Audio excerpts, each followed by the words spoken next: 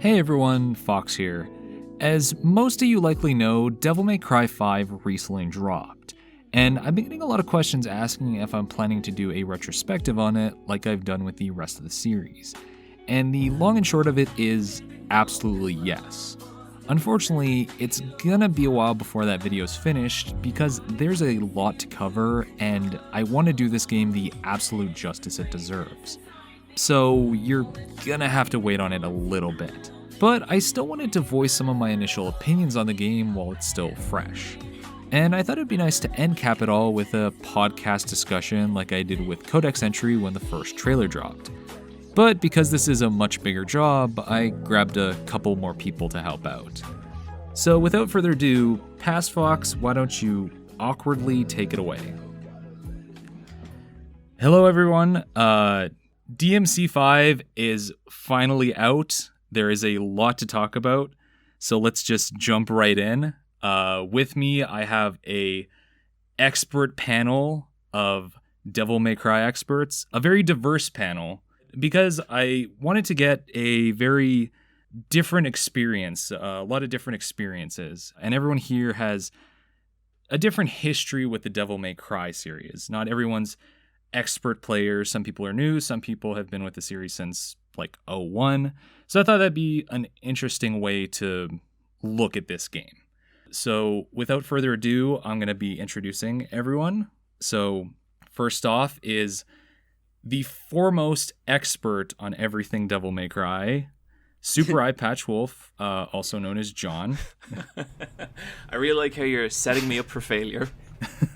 Do you want to give a quick recap on your history with the series? Sure. I would say my expertise on Devil May Cry is not knowing a whole lot, and I take a lot of pride in that. It's taken many years to amass this much negative knowledge about a series, but I am the number one resource for it. So yeah. Okay, so yeah, my history with Devil May Cry is kind of weird because I actually started playing it like right back in 01 when it came out. I rented it out one weekend, played through the whole first PS2 game, absolutely loved it, was really, really hyped for the second game to come out, but then the reviews for that were really bad, and that actually put me off the series for about nearly 2 decades. And then last year I jumped back in with DMC 3 and I fucking loved it. I thought it was great. And then I got to Devil May Cry 5 this year, which I guess I don't want to give my impressions of it yet, but it has kind of been one of the best surprises of the year. So you're basically just you skip every even number of the series. Pretty much 1, so 3, 5. No 6, but when 7 comes out, you're gonna be all over that. I did the exact same thing with Metal Gear Solid. I have no idea who Big Boss is. It's just whatever. I don't care. I'm not into even numbers. Final Fantasy 1, 3, 5, 7. That's it.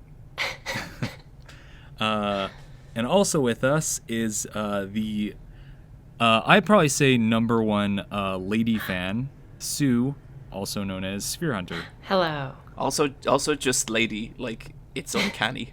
It is. Yeah, we just have lady with us. So yeah. What's your history with the series? So I've been playing this series ever since it started. Like, I started at 1 and I've played them all as they came out. And I started technically on the demo disc for 1, which came with Code Veronica. And I played the demo disc over and over and over again. And then, as they came out fully, I played them to completion multiple times. And I'm very happy that we have a true sequel with DMC 5.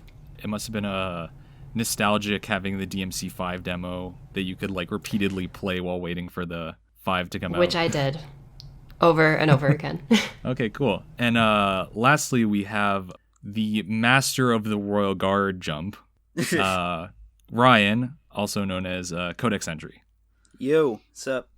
Do you also want to give your quick summary of your experience with the series? Yeah. So I've been playing it since the first one. I liked the first one well enough when I was a kid. Then like 2 came around, and similar to Eyepatch, like I heard a lot of really bad word of mouth, so I just kind of skipped over it. But then 3 came out, and then I heard tons of good word of mouth, so I decided to jump back in there. And that game was just absolutely defining for me. I have replayed that game so very many times, and also made a pretty decent video about it. Yeah, at this point, I've played all of them exhaustively. DMC 4, I've done speedruns for. I've S-ranked all of that. I've S-ranked DMC 1, and I've S-ranked part of DMC 3. Well, I was gonna say, because you do. You're one of those crazies that like S ranks everything. Like I have a problem. Trust me, dude. I get you though. After finishing 5, and this is a good segue point. I actually am committed to doing all my S ranks now because I'm like, immediately jump on there and do all my Devil Hunters, and then move on to Sons of Sparta. So I get that feeling. Yeah. But yeah, so just for those listening, we're going to have first half of this is going to be spoiler light as John, Super Eyepatch Wolf, as of recording this, hasn't finished the game. So we're going to kind of just talk about where he's gotten up to, which is mission 10. And then he'll make his exit, and then we'll go into the latter half of the game, and that'll be just full spoiler everything. So just for those coming in and wanting to hear our initial thoughts, that's going to be the general setup of this podcast discussion. So can I ask a question before we get rolling? Sure. You guys are all Devil May Cry experts. What is your general feelings on 2? Bad. Yeah, boring. Very boring. Yeah. It is a bad game. Yeah, the most experience I've had with it is the Crobecat video. That's honestly, if anybody ever asks me again, I'm just going to send them the Crobecat video because it is the best summarization Genuinely. Of why DMC2 is explicitly not mentioned anywhere in 5. I will say, if you want a very deep analysis on the game, you should watch my video that I made a few months ago. Oh, okay, sold.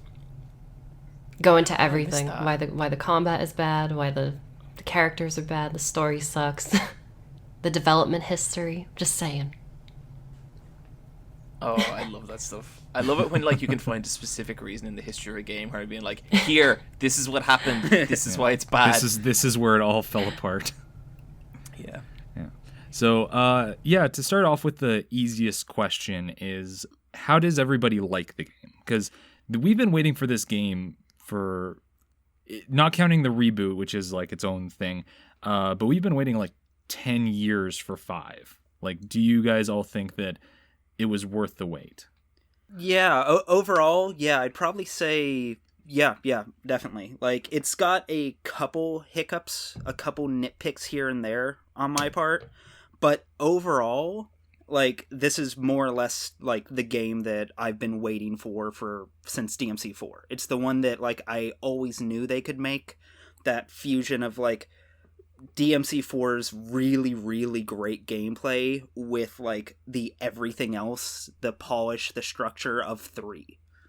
So, like, I have a couple nitpicks, like I said, but overall, I couldn't be much happier with it. I think the biggest compliment I could pay the game is that, to me, it feels like Devil May Cry 1 felt like when I first played it. Yeah. Because, yeah. Because, like, other stuff happened, like, Devil May Cry 3 happened, Bayonetta happened, other stuff came out that I feel like outstrips Devil May Cry 1, but Devil May Cry 5 fills me with that level of excitement of just like, holy shit, this is so polished, this feels so good, I can't believe they're doing this. Like, I remember freaking out over the first Devil May Cry trailer when, like, if you guys remember, it showed Dante and he was going up this gothic castle and you could see his sword, and then he turns around and pulls 2 guns out, and that to me was like, whoa! And I remember him being like, dude, there's this game and you have a sword and a gun, and it was like, it was really exciting. And I feel like Fox, you were in my stream when the opening credits happened. Oh, it's so good. That's a work of art. I constantly feel my that, god. Yeah. And I've been having a fucking blast with it, honestly. Like, it's it is a heavy contender for my game of the year so far. And I know it's still early days, but I'm not sure I played anything last year that I thought was this much fun.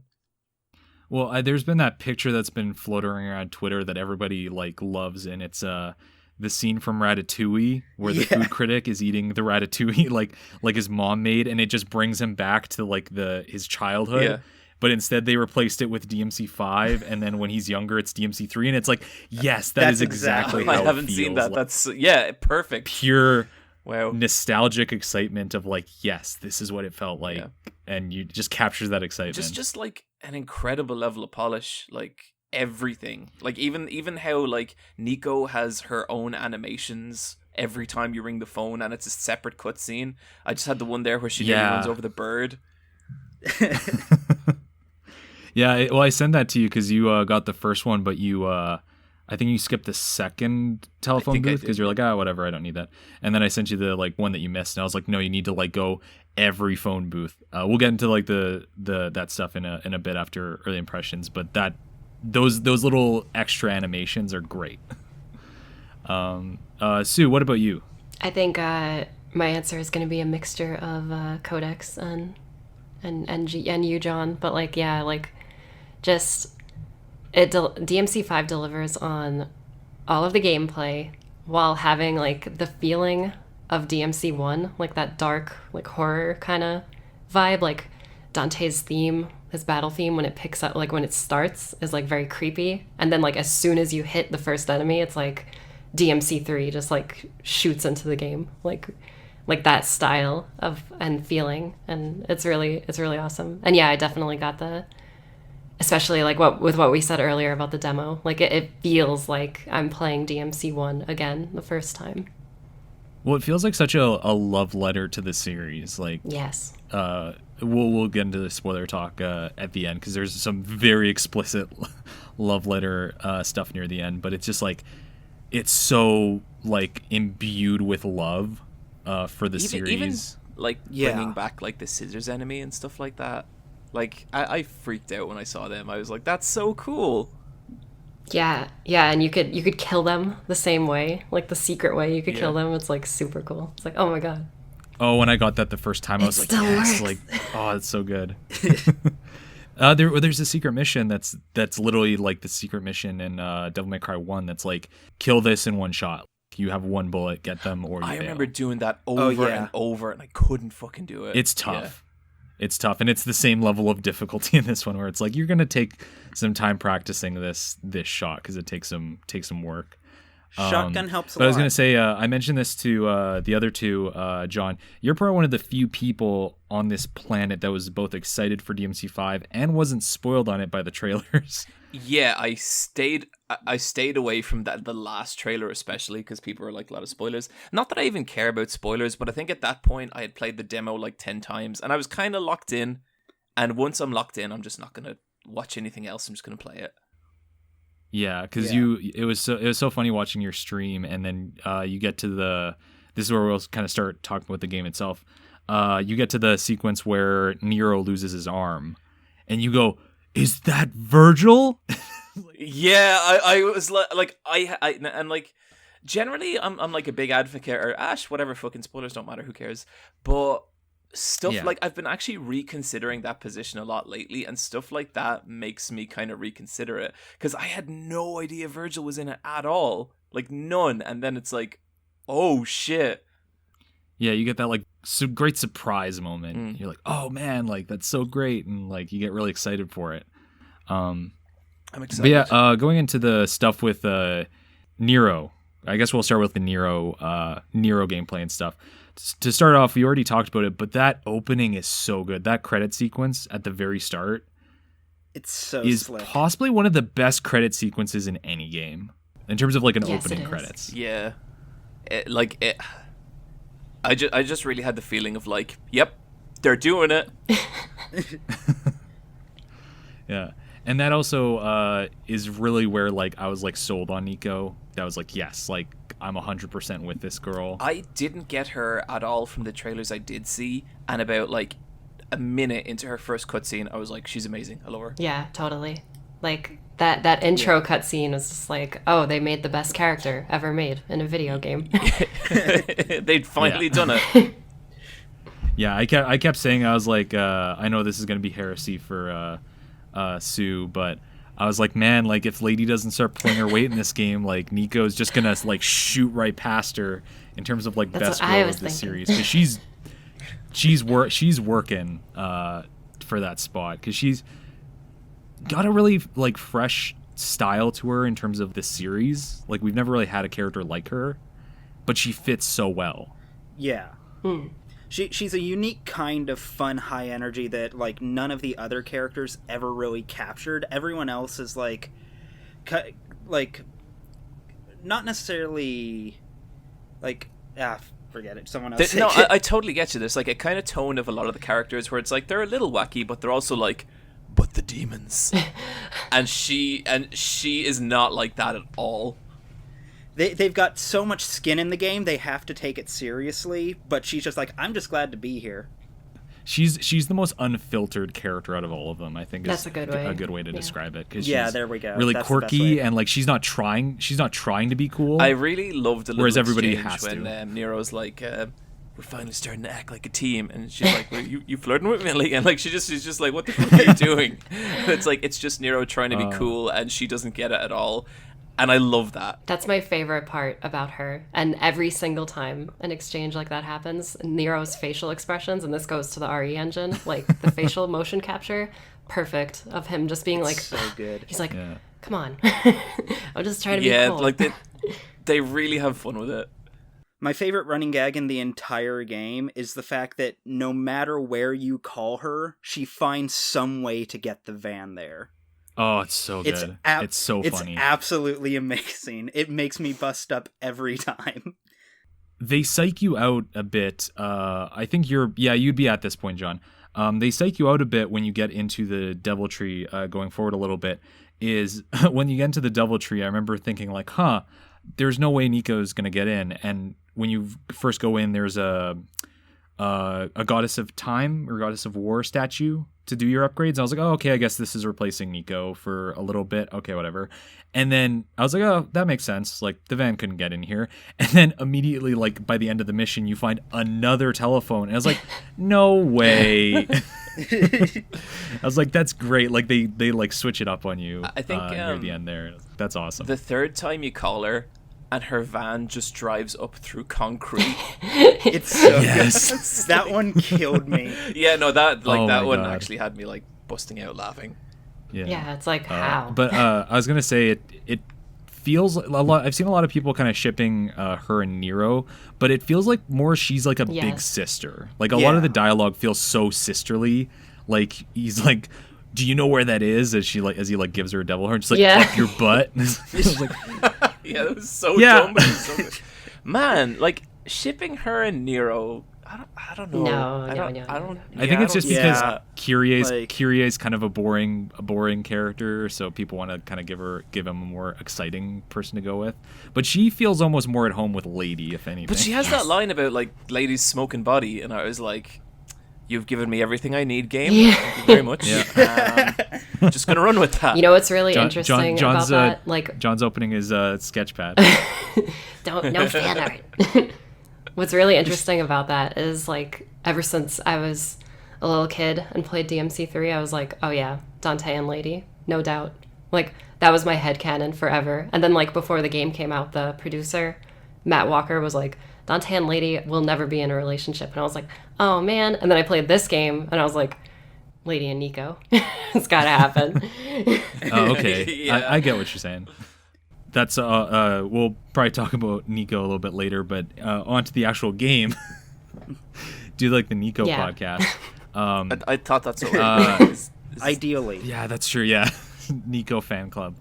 But yeah, I think she's also great because we have a good excuse for adding in a new mechanic into the series, and this is where we kind of have to talk about Nero's new gameplay. Because John, you didn't play 4, so what was your experience with Nero from like the start? Hearing Wooly talk about it every like 8 or so months on the Best Friend cast. Oh, I just mean more in terms of your like, what was it like first like having your hands on the controller and playing around with him? Because he plays very different from Dante. Yeah, so I think the first time like I was playing the demo, and I played through the demo, and I was like, okay, and I kind of got it, but I also feel like if you haven't played Devil May Cry 4, there was kind of a lot to get your head around, and so then I decided I wanted to go back in, except I looked up a few like YouTube videos like about like the Red Queen and like, you know, kind of keeping combos going longer and all this kind of stuff, and then I just got so invested in it, and like it's to the point now, and I'm sure I won't feel this way when I play as him, but I haven't unlocked Dante yet, but I'm nearly kind of like, oh, I don't know if I want to like play without the grappling hook, you know? He has some a couple replacement things, but it is that weird shift. Yeah. At least I experience when I play, where the grab, the wire is replaced with the style button. Oh, so okay, it's like you kind of feel like you're missing an arm. Like it's like, oh man, I had this for usability and now it's not there.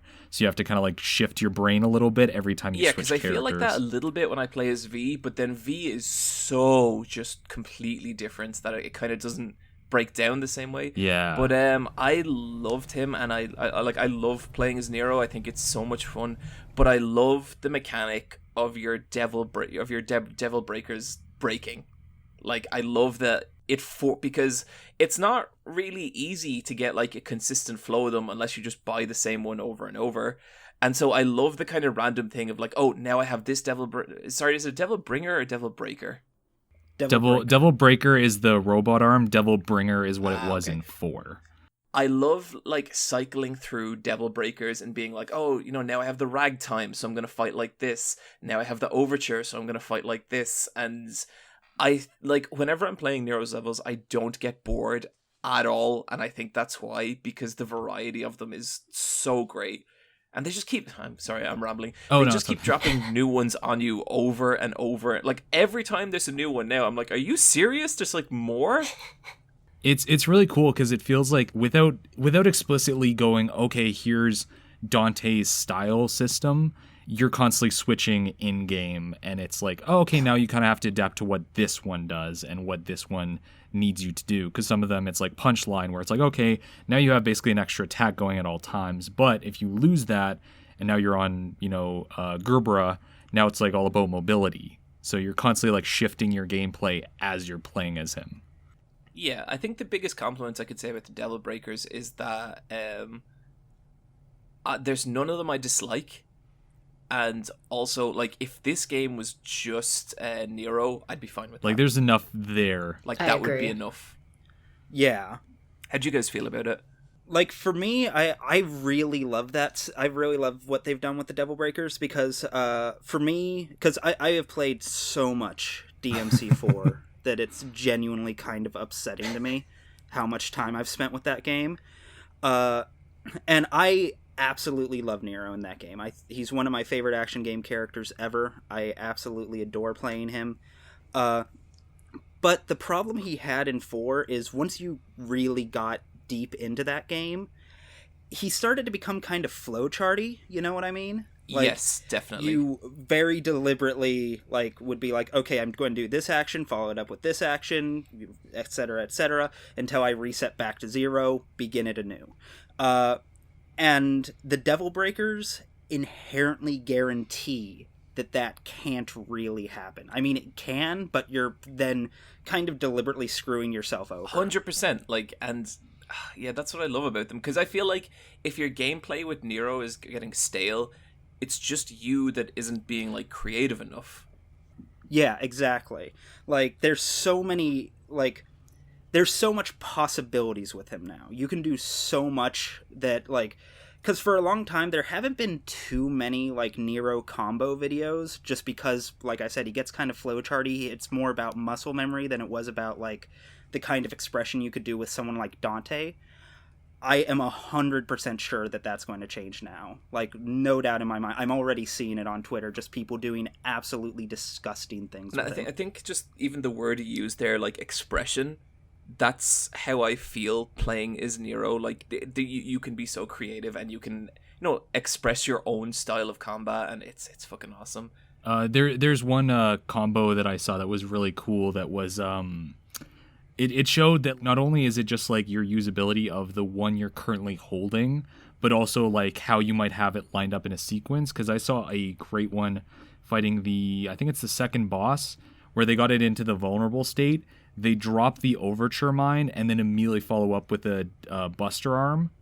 And holy shit, that was great. Like, because they just like, it was just like a natural follow-up, and they like decimated the thing's health. I think they like basically like burned out the last half of the health bar just by doing the buster arm. And then as soon as they like throw them down, the mine explodes. And I was like, oh my god, there's like so much creativity just to figuring out like a good placement of your arms. If you hit that first boss with 4 overture mines and then blow them up, it takes like half its health. Yeah. Does everybody have like a favorite Devil Breaker?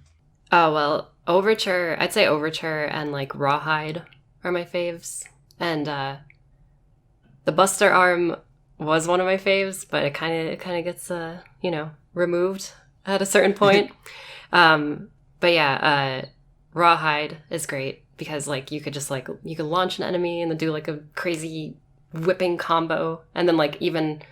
Like, I usually set up my breakers, like, Overture, Rawhide, Buster, and then I do that again, like, that sequence again and again in my magazine. So I could do, like, breakaways, and then, like, switch to Overture, and then, like, blast them down to the ground, and then break away back to Buster, and then grab them, like, in midair and stuff like that. So it's, like, really a lot of variety. I really love the Ragtime. Ragtime's good.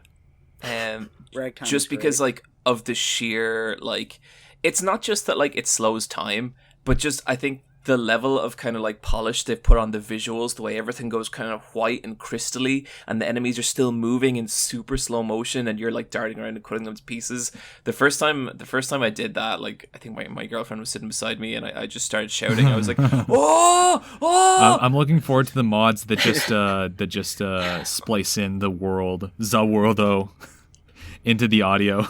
Oh, yeah, that'd be perfect. What about you, Codex? Do you have a top pick? Yeah, it's probably Gerbera.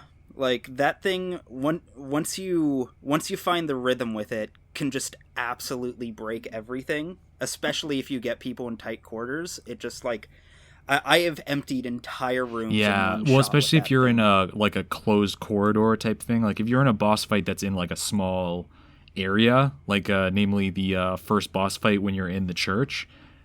They showed it off like in early preview, so I kind of already had this in mind. But it's like, do the one in the air. I think it's called flower petal, where it shoots out all the individual laser beams that bounce off the walls. It's great. It's really satisfying hitting like 10 enemies at the same time with that shot. It's funny that you bring that situation up because I use that breaker move in that same level, but in that like bar room, when all the enemies spawn in, you just like hold it down, jump up in the air, and let it go. It's like just S rank immediately. Mows through people. Oh, that's so cool. Yeah, that's a free triple S. Yeah. I think for me, it's I like all of them, but Punch Time is always the one that I get excited for, where I'm like, yes. Not only because it has like just really good usability in terms of hitting all the enemies around you, but getting that the breakage with it, where you do like the big powered up uppercut on a downed boss, is great because you just like Shin Shoryuken them up into the air and just launch them. It's so good. It's so satisfying.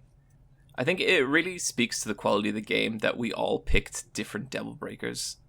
Yeah. Yeah, I was literally about to say that. Yeah, like I think everybody has like their own unique ones, because I've talked to people that their favorite one is like Helter Skelter because they like that it breaks guards, and I like that. That one's so satisfying to use. Oh yeah, it's the I impact. love Helter Skelter's charge. Yeah. That charge It's is just a Psycho ludicrous. Crusher. It's so good. And then there's also, I haven't gotten good with it, but I feel like once I do, I'm gonna have a lot of fun with it. Is Tomboy, just because it like just amps your like power up, but you just lose all control. Like even shooting your gun turns into like a RE2 shooter where you have to like aim it. But even like I appreciate how like it just changes the gameplay completely. Like anything you relied on before, you can't really rely on, and then like the stuff you have is so wacky and so overpowered. Yeah, exactly. Yeah, for all intents and purposes, the second you activate it, you are playing a different character, Yeah. and it's completely Totally. wild. Yeah, like you have no lock on, you have no you lose your wire, so you have to suddenly play like a lot differently. So I think that's where like I have to kind of keep it to the lab a little bit to figure out how to get a good feeling on on how it works.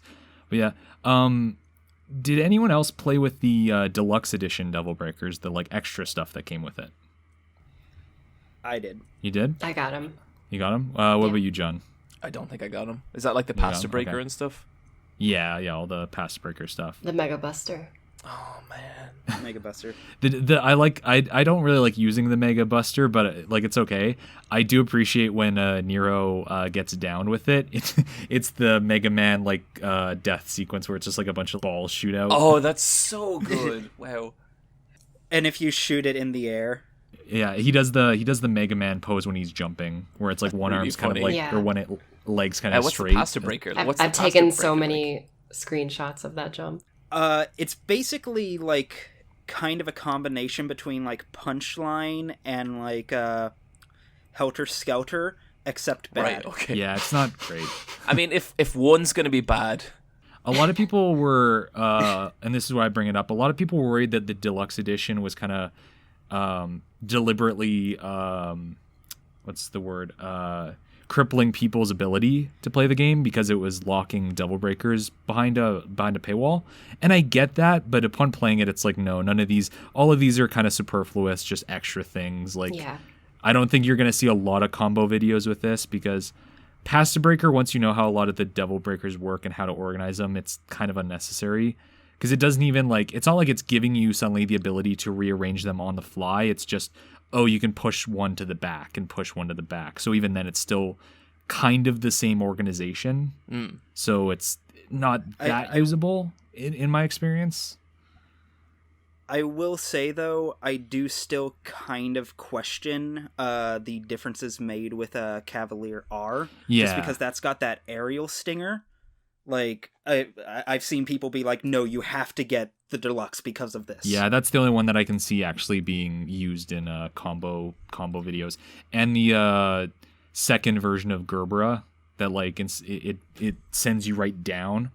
Like, so you can drop right down, so you can reset your combos. Oh, but nice. Aside from that, all of them were kind of okay. Most of them are like Not necessary. Yeah, not necessary, but it's like they're fun. Yeah.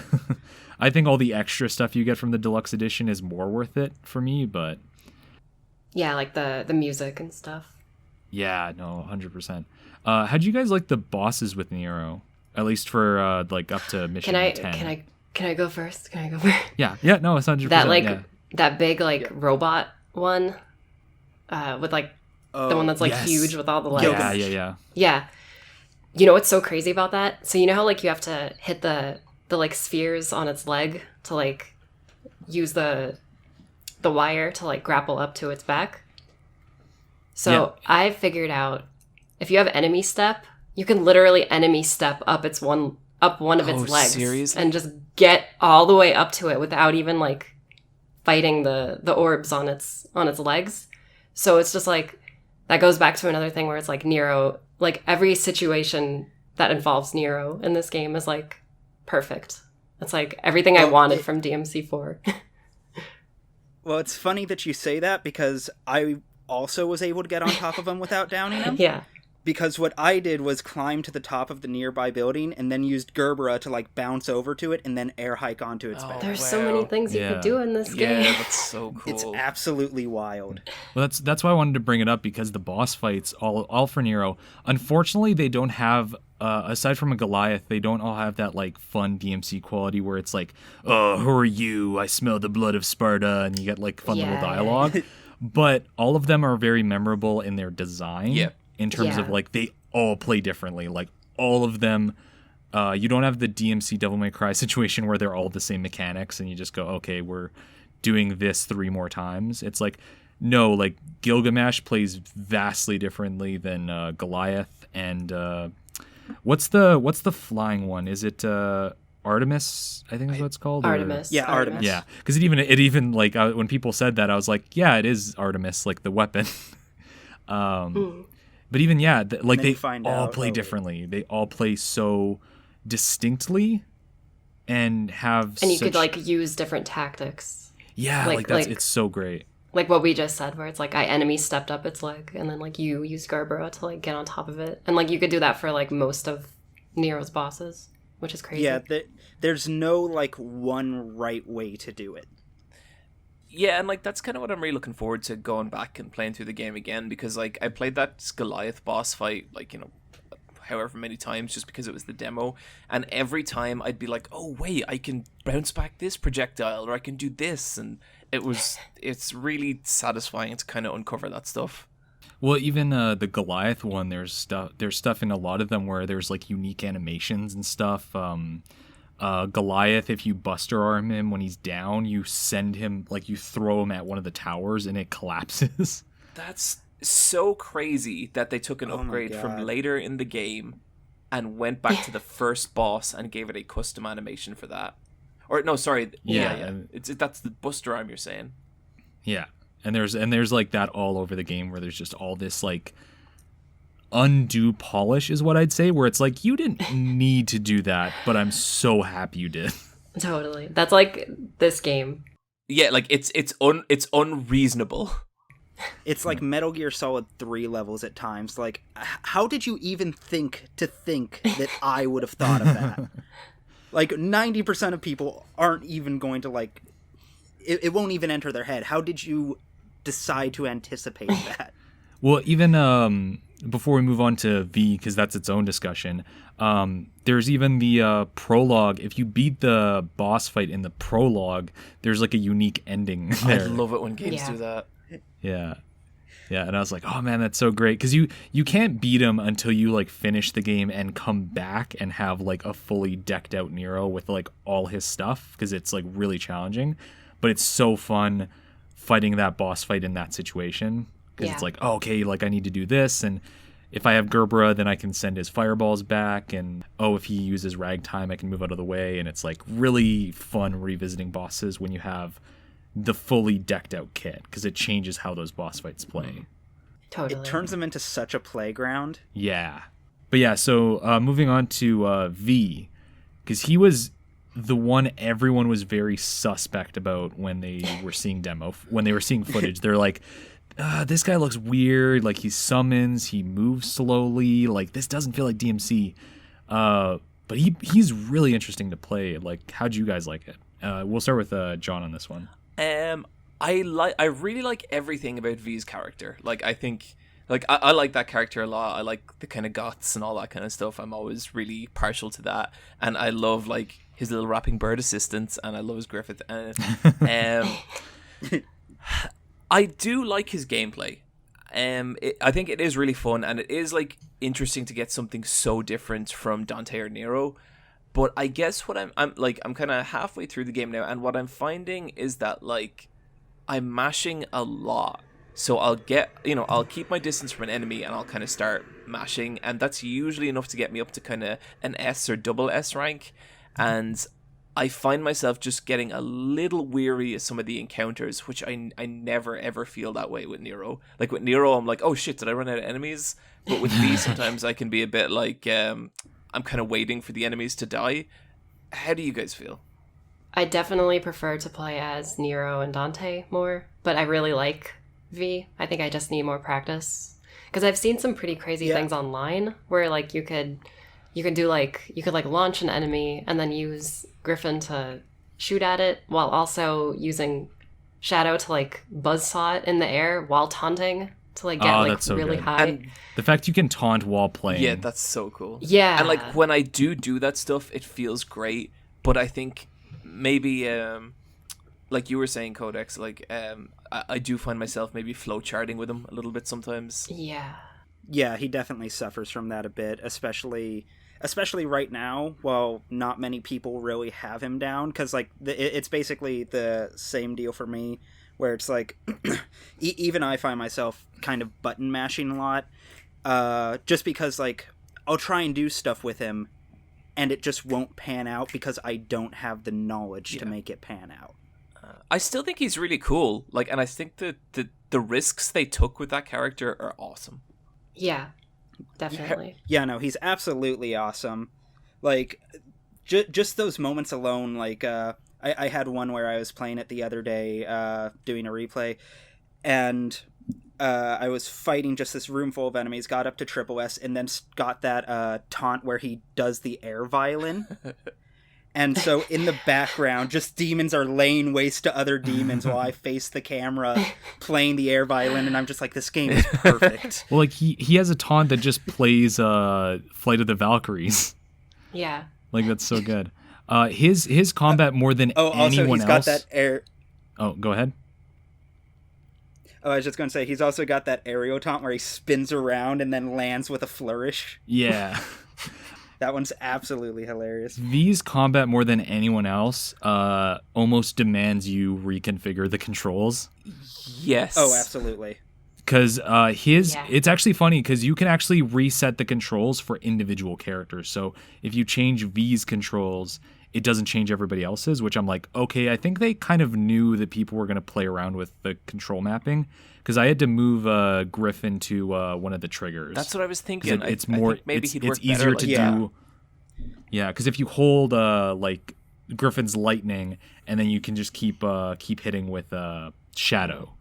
I wonder, did they not want to do it that way normally because they were worried it was too much of a break for the series? Maybe they I would wanted to keep almost like bet money shooting on is that. always square, attack is always triangle. So it's like, we'll keep it as that, and if people want to change it, they can feel free to change it, because they know people, like the high level skill community people, constantly remap their controls. Because it's like, I need charge shot, and it needs to be like, I need to constantly be able to hold charge shot while attacking, so it needs to be on a trigger. It's like, I've never felt that more than with V. And Nightmare's also like such a weird mechanic. It feels so different. It's another like, man, this is not how the rest of the series plays. He's super slow. Yeah, and the fact that you can call him in certain places and he'll just bust through walls. It's really cool. That's great. Yeah, and you have to do it in certain places to reveal secrets. I really like that. Yeah, that's exactly what I was going to say. Yeah. How do you guys like him as a character? I love him. He's great. Yeah. Yeah. I think he's really interesting, especially given spoiler. Yeah. We'll get to that detail, but Yeah. So I have a little trouble because they've been really heavily hinting that there's some stuff that I'm not aware of yet. But so far, I really like him. Like, I think, because he is very like melancholy compared to the rest of the cast, but I still feel like he kind of has that Devil May Cry swagger to him a little bit. You know what I mean? He's having fun. You get like certain bits where he's like still kind of like, haha, like, even let's the have some cutscene fun where here. like the Griffin stole his cane, like just little stuff like that. I really really like. He's such a unique kind of cool. Well, I think that's what's cool about the cast, is that everybody's a different type of cool. Totally. Like, it's not like everybody's the same archetype. Yeah, it's absolutely. like everybody's kind of, you got some like diversity there for how everybody behaves, and not everybody has to be Dante. Which is sort of what like DMC4 kind of felt like they were trying to do with Nero. They were trying to do it with 4. Trying. This feels like a completed version of what 4 was supposed to be. Yes, definitely. Did Nero and 4 suffer from like not being Dante, or was he like Dante light? He sort of felt like his own character, but the devs had to make him Dante in certain parts of the game. Going by dev interviews when I was looking into it, apparently they originally wanted to make him more of like a Sherlock type character. Honestly, reading it, it seems like they kind of were almost pushing him more to be Bayonetta before Bayonetta was a thing, where he's more like sophisticated and somewhere kind of between Dante and Virgil, like he is now. But then I think they got pushed back where it's like, people want Dante though, so we got to kind of edge him closer to that. So he did feel kind of Dante-like. I like what they've done with him in 5 generally. Like, I think he's like a more kind of impulsive, emotional Dante, because Dante's kind of older at this point and he kind of knows his shit. Yeah, exactly. You get a lot more of that emotion near the end, where he's super impulsive and kind of rash in his He looks judgment so like because he's a lot more he looks so emotional. like the wrestler Cody Rhodes. It's kind of bizarre. He sure does. Oh my god, that was great, him tweeting, "I'm not Nero." I love that. Because I looked at pictures, I was like, yeah, that's Nero. Especially that's when he Cody does the Rhodes. smile. It's Yeah, the Yeah. cocky smile he makes when he's like, yeah, like I'm cool. That does feel like a Cody Rhodes thing. How did you guys have trouble with V's boss fights? I found that I really struggled when it came to boss not fights. with really, him. but you did say to me, keep your distance for the boss fights, and then most of them, then I was just, that's kind of what I did. Yeah, that's something I had to like adjust my brain to. I struggled with him till I realized Nightmare was free. Yeah. Like you just drop him down and like half their health bar is gone, and then you just need to hang out and read the book for a while, and then you get to repeat the process.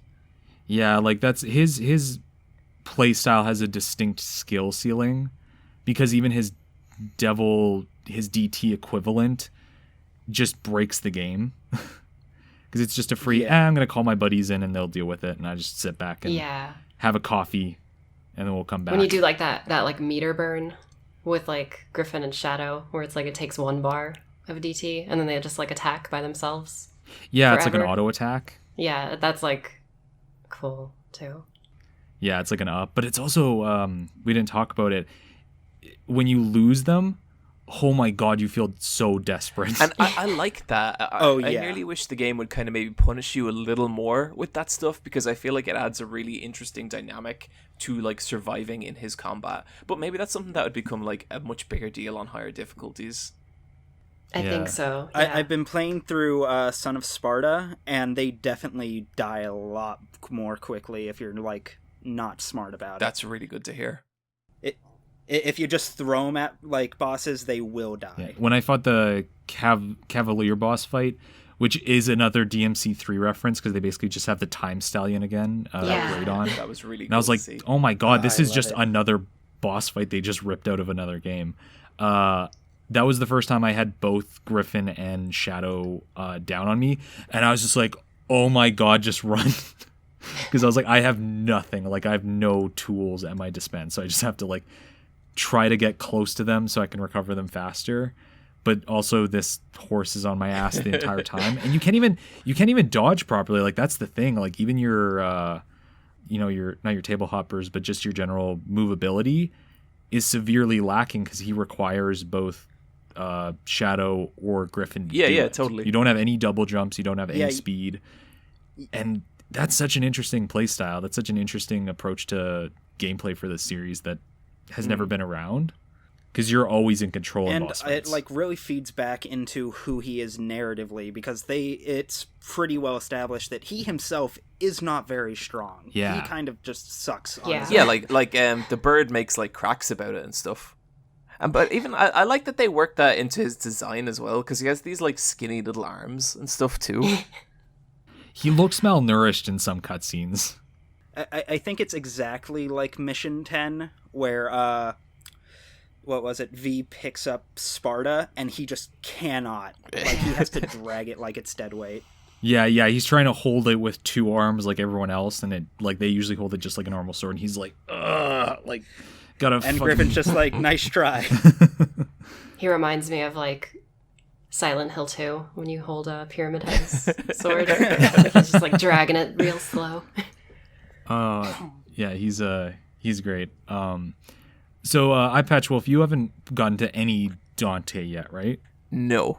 Because you've only gone to that second Urizen boss fight, right? Yes. Yeah, where you just like where it's another like kick your ass, and then Dante pops up I'm guessing that's who it was. at the very end. Maybe Dante. Maybe Dante, maybe I don't know. And that's something before we close off on eye patches. That's something that I was kind of curious what you guys thought, both from someone that hasn't finished and finished it. How do you guys feel about the weird time jumping of this game? Like in terms of it's like this unorganized. You're jumping back and forth between like a month ago, 3 weeks later, and you know what I mean? think they could maybe do like a little more presentation wise to kind of call to it, because I found it wasn't always super clear what time period I was in. And that was a Yes, little kind of I distracting. agree. Yeah. So I really like the idea of it. Like it works really well to keep the suspense of the cliffhanger of each like mission. But like, when they do the Virgil arm, like when he throws Nero or whatever, and like takes his arm off, like it's like 1 month ago, and they're still wearing the same outfits. Like take Nero's jacket off, like just do anything. Well, he honestly, I think it would have been great if he was wearing his like DMC4 outfit. Yeah, just something. Yeah, that would have been great. And it sucks, but it's like, it kind of suffers from this criticism where everything about the game is so polished that the little bits that aren't stand out more. And that's the kind of stuff. Oh yeah, without question. You hit that uncanny valley of quality. That's a really good way of putting it. Yeah. Like, I really like the time jumping around from a narrative perspective. I think it works for the most part. For me, it kind of screws with things mechanically more than anything else. It kind of suffers from a bit of, like, Sonic Adventure 2 syndrome, where I get into the groove of playing a character and I'm like, yeah, I'm here for it. And then next level, have to play someone completely different, have to completely adjust Codex, muscle that is a memory. very apt comparison between Devil May Cry it's- 5 and Sonic Adventure 2. So I think you deserve congratulations on that. But yeah, totally. Yeah, like, I definitely wound up, like, trying to change styles with Nero more than once. Me too.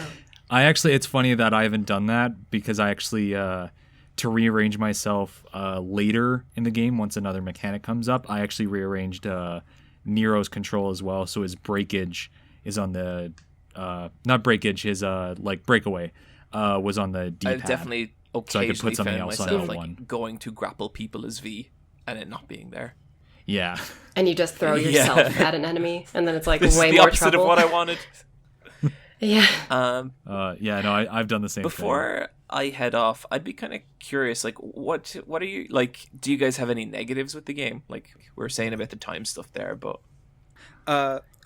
My biggest problem with it is probably around, like, mission 12, because, like, and I think everyone else will know what I'm talking about, but there's a bit of kind of, I feel, iffy tell don't show. I think there's something that could have been delivered a bit more impactfully, and I think it kind of, as a result, messes with the structure and pacing a bit. I realize it's really vague, but I'm trying to avoid dropping what's probably the biggest think I know twist in the I think game. I know what you're talking about, Codex. Because you said mission 12, and Oh, think I remember. I remember now. Yeah. Yeah. Well, DMC's never been exactly a subtle series, so Yeah. Like it's definitely a nitpick, yeah. but like, yeah, it's something I'm sure we'll talk about. Also, the fact that there's no Angie and Rendra, like that again, nitpick, total nitpick. But that was the one weapon I wanted back. Yeah, because we do get one other weapon returned from 3, so it's like you kind of had this expectation of, do other ones come back? Maybe? No. Yeah. What about you, Sue? I mean, my thing is also a nitpick. It's just like some story stuff with certain characters. That's about it. All the gameplay is like fine, in my opinion. I really loved it. Yeah. Are you, John? Before we send you off and let you plug your stuff, are you excited to finish the game? Are you like, do you have like that excitement or? Absolutely. Like, this game is so good, it makes me regret not getting more into Devil May Cry over the years, you know? Because, like, the big, long-awaited sequel for me this year is Shenmue 3, and I have a feeling that that's not going to be quite what this game is. And The John Walsh simulator? Yeah, that's just a sullen boy with no personality who knows karate wandering around. It's just my fucking life. But yeah, no, I could not speak highly enough of this game, and like particularly anyone who was in my position where, like, you know, you're aware of Devil May Cry, you like it, you think it's pretty cool, you're not a super fan. This is absolutely a game I think everyone should play. Like right now, it's kind of like nipping at the heels of like Bayonetta 2 for me in terms of like character action, and I was excited for the game, but I was never expecting that. So yeah, this game fucking rules. Like, it's so good. I'm looking forward to your reaction of Dante, because we're going to talk about that after. Because I would say Dante, despite coming in the later half, is possibly the strongest character play wise. That's like, he is insane absolutely to a joy to play. It's absolutely in the cards. Yeah. Especially after the big thing. Yeah. Oh yeah, he's got some new mechanics. And you didn't play 4, so you're going to be in for a treat where instead of 3 where you have to switch between play styles at the statues, you get all your styles right away and you can just switch between them on the fly. And that's like the number one thing that drives me crazy about Devil May Cry 3, because I just want to use everything. Oh yeah, you'll get that. Yeah. You can just go like, oh yeah, I'm gonna just trickster my way to this enemy, and then I'm just gonna swap immediately to Swordmaster. Oh, is this boss winding up? Switch to Royal Guard and block That it. sounds so good. I cannot wait. But yeah, I very much like this game. That's good to hear. Do you want to quickly plug your channel? Yes. And all your stuff? Super Eyepatch Wolf on YouTube and at Eyepatch Wolf on Twitter. And I also do the Let's Fight a Boss video game podcast. Yeah. Very good listen. It's where we talk about video games. Yeah. It's all right. It's you already pointed this out. It's always such a fascinating thing to see your stature between people that are fans of you on YouTube versus fans of you on the podcast. Oh god, yeah. I've said this a bunch of times in a bunch of different places, but basically, like, there's such a difference between when I meet a fan of the YouTube channel and a fan of the podcast, because YouTube channel people are always like, well, I really I like your videos a lot, and just really helped me get through a tough time, and I really appreciate it. And I'm like, thanks, man. And then podcast people are like, dirt baby Josh, I think more people have that though, because like once you get to a certain size on YouTube, people feel like kind of intimidated by you, and they're like, oh man, like this person. Then it's like, no, once you talk to like any one of us, whether it be someone my size or your size or like anything in that range, it's like we're all just people just making stuff, all just little shit babies. Yeah. And then once you talk to us, it's like, oh, they're just a normal person with their own dumb opinions on things. Yeah, but guys, thanks for having me. This was super, super fun. I really appreciate you being asked to do it. Yeah, you'll have to let us all know how you like the game once you finish it, because I'm interested to hear your thoughts, considering you're coming right off of 3. Yeah, I'm very curious as to what's happening. I might even go play some right now. Yeah. Also, give a quick skim of that history of DMC thing on the options menu. Like, as soon as you press like start when you start a game. I know the one, yeah. Okay, cool. We'll do. Give that a watch, because it'll give you a skim of all the stuff you need to know from other games. It's very quick too, so. Okay, cool. Fox, Sue, Codex, it's been a pleasure. Later, John. See you, John. Later. See you later, dudes. Bye-bye. Okay, there we go. So V is Virgil. Oh my god. Isn't it crazy that V is the paramedic in Ground Zeroes? Shit. I thought that was almost as crazy as finding out V was DMC Devil May Cry Dante in disguise the whole time. Yeah. But yeah, no, V's reveal is like such a good moment. I loved when you get that like it's so good sit down moment with him and Trish. It's so cool because it ties in so much to DMC 1 stuff, because people were asking me like, can you jump into 5? And I was like, yes, but you're gonna miss a lot. Like this is a fan game. Yeah, like I've played or indeed seen very little media that is more like explicitly meant for like the fans. Not to say this is like a gatekeepy kind of game. No. As a matter of fact, I do think it's a really good starting place, because it does do a lot to bring you into the Devil May Cry universe. But this is something that truly rewards you for being really into the series. Have you been watching your anime? Yeah, have you read the definitely. novels? Get that done. You got to do your homework. Have you read the manga that no one read? V's EX color is a reference to the novel, I think. He's got like a green and gold color scheme. That's a reference to Glyver which is like a Virgil. Oh, Gilver. Yeah, Gilver. And like Yeah. Gilver, you put an X somewhere in there because the fact that V is a Virgil's nobody. Yeah. People are making Zigvler. like Kingdom Hearts like kind of like being like which is better, like Kingdom Hearts versus like DMC5. I was like, this is a dumb argument, but there is definitely a parallel you can make there. So you're not entirely wrong. Yeah. And then they like merge, and then you get that like big reveal with Virgil. Before we get into that, So he turns around. how good is Dante? He is disgusting. He is absolutely ludicrous. Yeah. He look all gross and grungy with his gross beard. I love that they just leaned into like Dante's just this adult man-child that can barely take care of himself. So he's like not clean shaven or anything. Yeah. Well, the thing is, I was looking at the model viewer, and I'm pretty sure the first model we see with him, he is clean shaven, like during that first fight, and I think he grows the stubble during the month in which he's unconscious. Yes. Yeah, his hair grows too. Yeah. It gets Yeah, it's longer. a little bit longer. It's Which a is little really bit funny shaggier. to think that it took him a month to get that little stubble. Yeah, I feel like he'd be rocking like a full beard and like very long hair. Demon blood keeps the hair clean. Yeah, totally. It's like he's like a Saiyan. Like you don't really grow much facial hair. Takes a while. Yeah, it's like 800 years.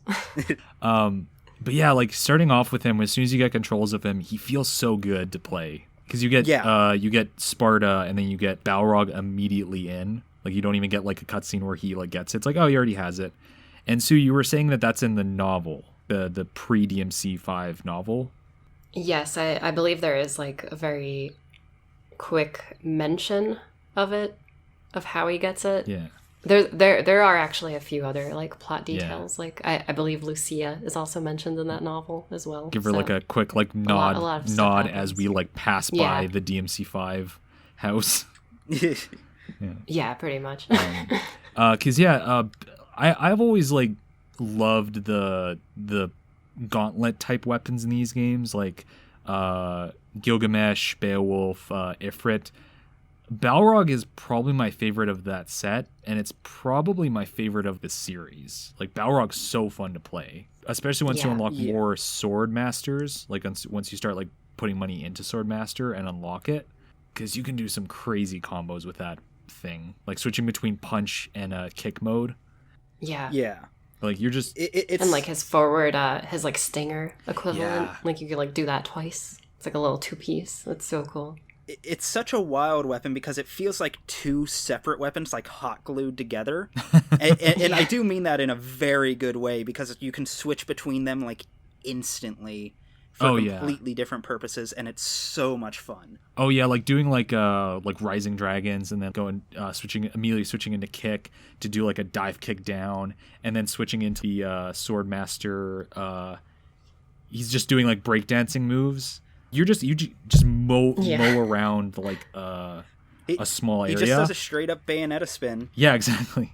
And then you just shoot up to S rank. Like I don't think any weapon I have gives me that ability to just shoot right up to triple S like Balrog does. Maybe King Cerberus once you get some of the stuff with that. But yeah, that unlock is great, and then you get Cavalier, which is also such a fun weapon. That's my favorite. That's my favorite Dante weapon, like of all time now. Like it's just, well, one because it has like a lot of armor, and like even if you get hit, like your combo doesn't stop, and like you could just like you could do like a full like combo on the ground, then knock them up into the air, and then like keep them up in the air, and then slam them back down, and then like you could do even more stuff with sword. And then master. the like hold, the fact that you Crazy. get like that nice hold, it feels like a Bayonetta 2 Salamandra, where it's like it's designed for like getting totally. multiple hits in one strike. What about you, Codex? Do you have a favorite weapon for Dante? I am really loving Cerberus. I really love the changes they made to that. Cerberus is fun. I'm probably always going to be partial to Devil Sword Dante. Although that took me a hot minute to get used to because it's exactly the same as Rebellion and Sparta, but it's also completely different. Yeah. Just like getting used to doing aerial rave with like the standard attack button rather than like a Swordmaster move. Yeah, totally. I'm confusing at still, first. I'm still adjusting to it. Yeah, because like it's like 10 years of having that Swordmaster air combo on circle. Now it's on triangle. It's like, oh, okay.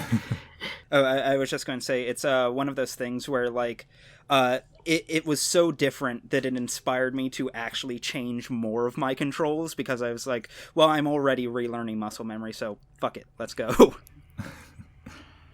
And that actually leads into what I was going to talk about is that reveal with the Devil Sword Dante. That was such a great cutscene. So good. I freaked out. I was like, oh my god, like Sparta became the Demon Sword Dante is such a great. I don't want to say it's a fan moment, but it's like you've always had it in your head, like the Demon Sword Sparta, and then it becomes Dante when he fully kind of takes on his dad's role. It's just that perfect moment. Yeah. Yeah, like New legend is born. Yeah, like if you look through like the collectibles, like there's that mild retcon in there that like now both Rebellion and Yamato are basically on the same tier as like the Devil Sword Sparta. Yeah. And that I think was a good call. I think that was a very good call that justifies a lot of things. Yeah, because I seen some people complain that Yamato like had the dimension cutter ability. It's like, oh, where was that? And I was like, don't like. It's a retcon, but it's also one that I wouldn't stress too much about. If you're that stressed about it, just imagine that like it's a new power because he was like pure demon and he ate the like devil fruit or whatever. Yeah, like, he was Nello Angelo. Like it's been a few years. He learned some new stuff. Let's go with Nello Angelo. We saw him teleport around with that. Let's roll. Like. Yeah. But yeah, there was a few retcons. This isn't like Full Metal Alchemist where the magic system is that like specific important. Yeah. But yeah, no, I was like freaking out during that moment. Then you get Sin Devil Trigger, which is so good. Sin Devil Trigger. Like even Dante gets a new mechanic. Do you guys like how they made the meme of the series Dante getting impaled, a video game mechanic in DMC? I had people calling that out on when I was streaming the game, because the game starts with people getting impaled. Because it got like you have like the needle arms just like spiking down on people, and then you have the end impetus of Dante taking on Sparta's power is I need to stab myself. Turn your greatest weakness into your greatest strength. Yeah, lean into it. I'm looking forward to putting that in there. That whole scene, by the way, is really funny because it's kind of emotional. Like Dante like returns home and he's just like. Like, this is so crazy. I'm back home. I never thought I'd be here ever again. And then he's just like, well, this is what I got to do. And he just stabs himself. I thought you were going to say having Griffin in the background giving color commentary. Oh, that too. Don't kill yourself. I think he says something along the lines of, like, kill yourself on your own time. He's like, I'll even help you. I also, as somewhat of a segue, I love Dante's relationship with Griffin. Yeah, the little chicken. Where he just grabs him out of the air and throws him. Just grabs him and flings him. Like those are some. This is probably the Devil May Cry that had the most laughs out of me. Like genuine, like laugh out loud moments. It's a hilarious game. Totally. Yeah, like there's so many like funny bits either with like Dante and Griffin or Nico doing stuff and V's like some of the stuff V says is just funny.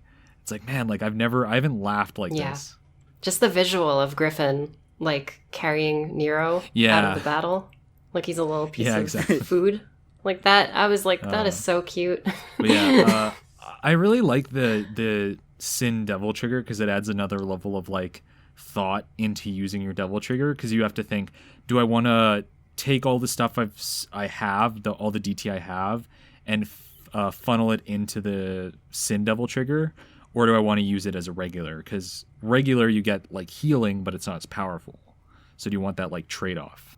Yeah, it's not just like a straight upgrade. There's still a tactical use to it. There's still a actual choice to be made. Yeah. Like if I'm not using DT right now, but it's full, and it's like, okay, well, I don't want to like be earning like nothing, so I'm just going to start funneling it a little bit into Shin in case I need it later. And then I'll keep a little bit of DT in case I need like a health boost at some point. But it is a nice like balancing act. Yeah. Yeah, especially if you know, like if you do like a replay and you know like you're going to need big guns later. Like you could just like keep funneling it in. Yeah, but there's a lot of cool ass movesets with Shin as well. Because it's like, oh, you're playing... It kind of plays something akin to the Majin form in 2. Where it's like you're all in the air. It's definitely a clear nod. Yeah, it's like it's all in the air. And even your like stinger equivalent is this like drill. You're just doing like another Psycho Crusher. And you can just keep going with it. Like it's not even like a stinger where you just like kind of do it once and it goes. That's like straight up... I'm sorry to interrupt you, but that's like Vortex from DMC 1. Yeah. Oh my god, you're right. I forgot about that. No, yeah. That skill that I never used. Yeah. I actually liked Vortex. Yeah, I liked Vortex.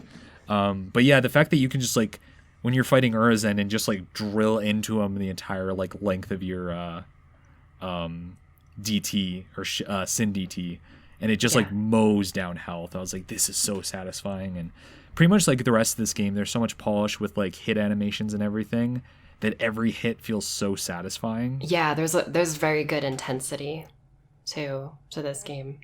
Although, Fox, I love that you're still calling it Shin Devil Trigger. I'm not gonna. I am saying Sin, but it's coming out Shin just because of my weird accent.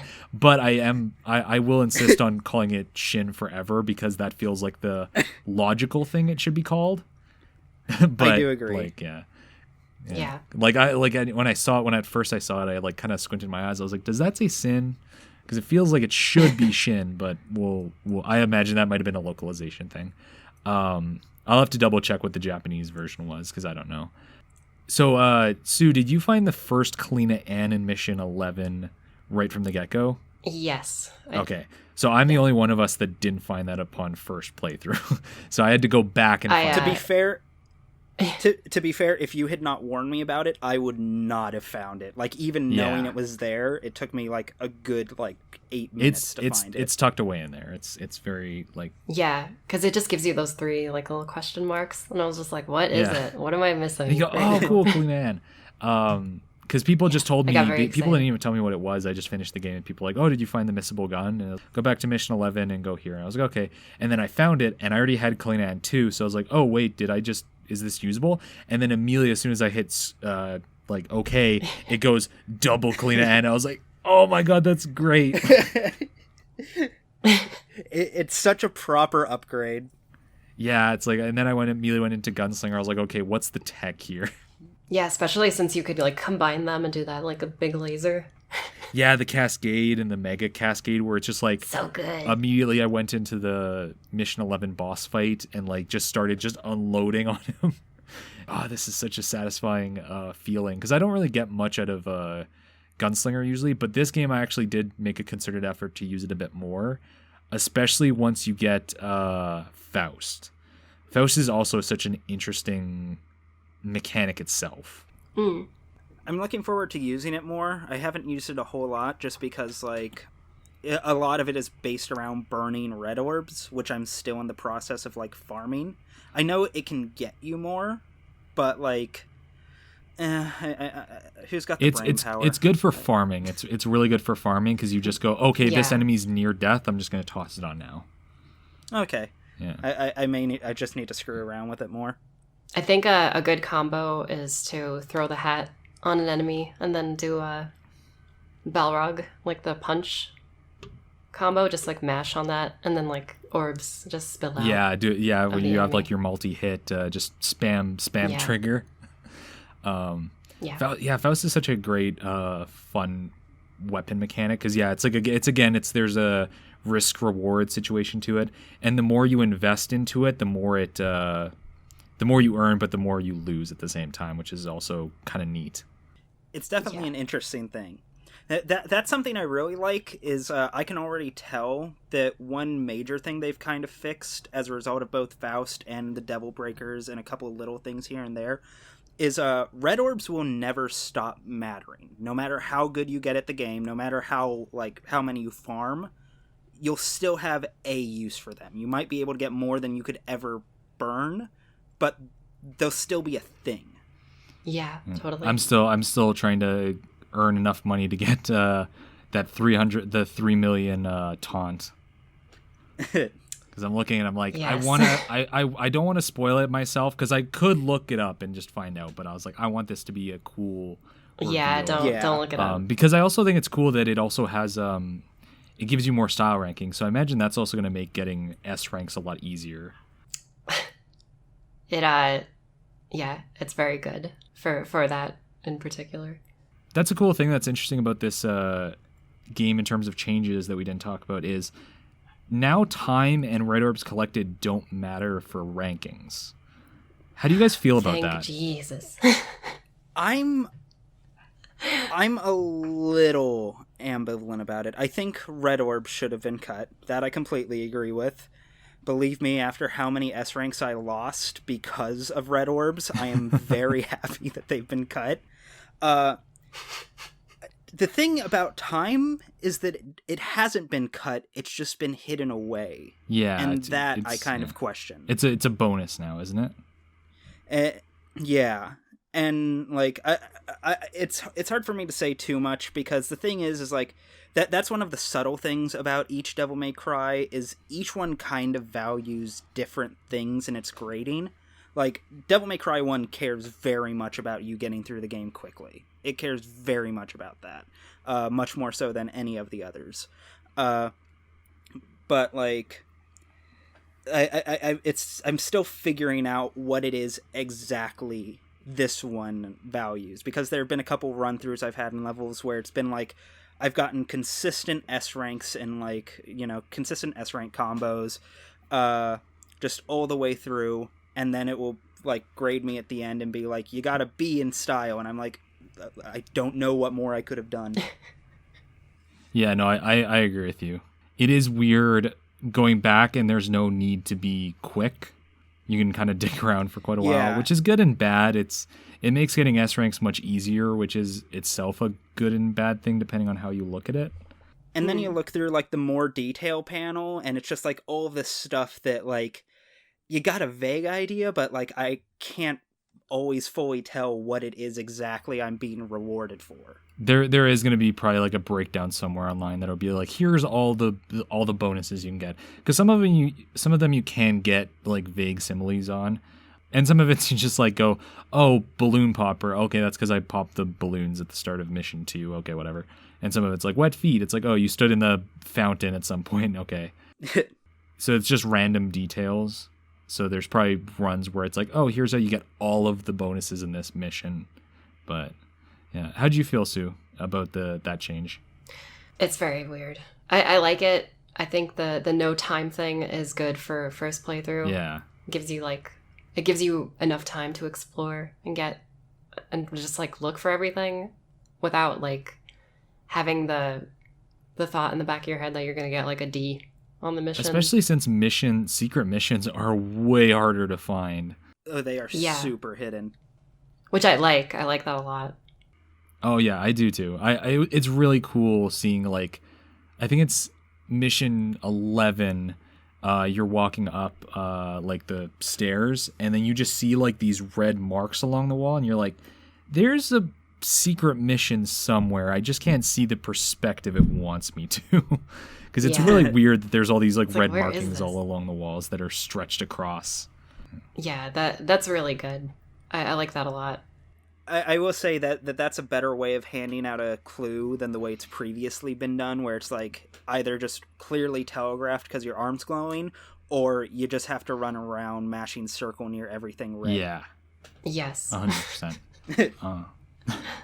Moving closer to the ending, how do you guys feel about, like, everything leading up to it? Like, I guess the third act, I guess. Like, once Virgil is revealed and we get the big reveal with V, who V is, and Virgil comes back. How do you guys feel about all that?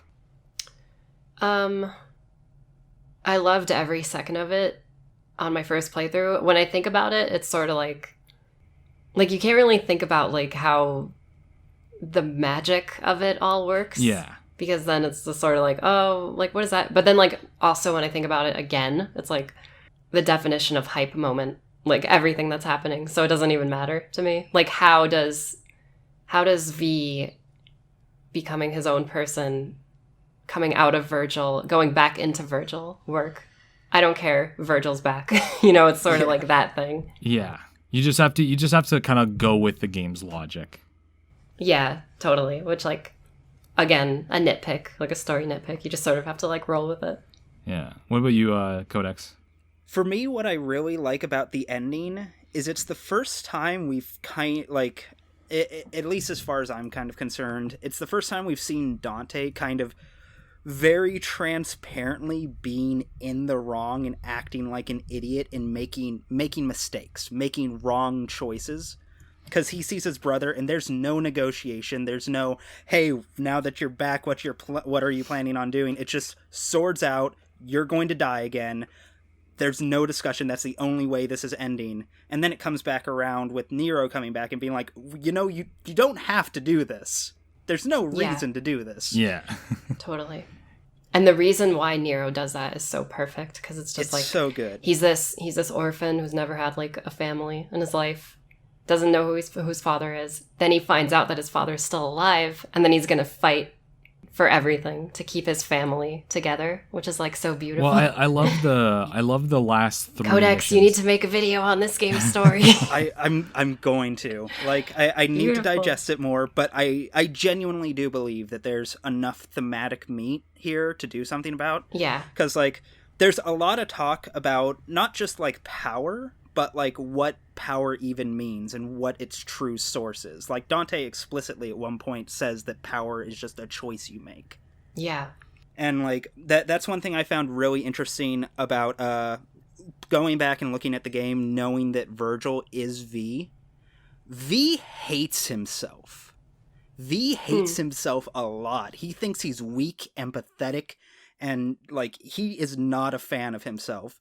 So once you kind of recognize that, if we accept that they are the same person, which seems to more or less be the case, that says a lot about Virgil. And it also kind of, you run with that power is a choice thing. It really does kind of highlight, like, what would possibly make Virgil happy.